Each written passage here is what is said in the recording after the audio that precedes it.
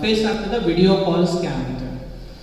Automatic ಆಗಿ ನೀವು ಒಂದು ಕಾಲ್ ಬರ್ತದ, ಕಾಲ್ ಅನ್ನ ರಿಸೀವ್ ಮಾಡ್ತಾರೆ, ಅಪೋಸಿಟ್ ವ್ಯಕ್ತಿ ಇದ್ದವನ್ನ ಹುಡುಗಿ ಇರ್ಬೋದು ಹುಡುಗ ಇರ್ಬೋದು, ಅಚಾನಕ್ ಹುಡುಗಿರೇ ಮಾತಾಡ್ತಿರ್ತಾರೆ.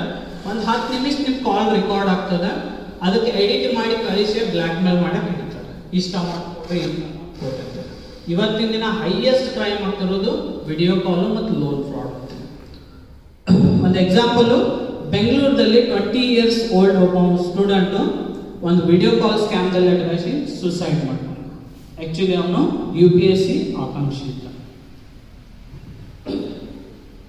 ಸೊ ಯಾವತ್ತು ಇದಕ್ಕೆ ಸಲಹೆ ಏನಂತಂದ್ರೆ, ಫೇಸ್ಬುಕ್, ಟ್ವಿಟರ್, ಇನ್ಸ್ಟಾಗ್ರಾಮ್ ಇಲ್ಲಿ ಎಲ್ಲ ಕಡೆ ನಿಮ್ ಪ್ರೊಫೈಲ್ ಅನ್ನ ಲಾಕ್ ಮಾಡಿರಿ.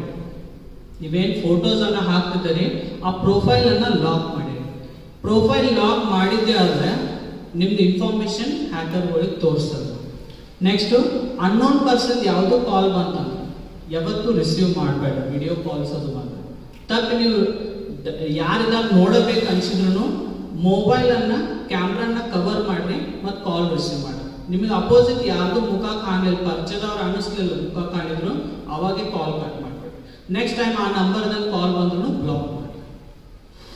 ಈ ತರ ಯಾವುದು ಪ್ರಾಬ್ಲಮ್ಸ್ ನಿಮಗೆ ಅನ್ಸಿದ್ರೆ ಜಿಲ್ಲಾ CNN office, cyber crime office ಬೆಳಗಾಂದಲ್ಲಿ ಕಂಪ್ಲೇಂಟ್ ಮಾಡಬಹುದು, ಅಥವಾ ಚಿಕ್ಕೋಡಿ ಪೊಲೀಸ್ ಸ್ಟೇಷನ್ ನಾವು ಕಂಪ್ಲೇಂಟ್ ಅನ್ನ ಮಾಡಬಹುದು.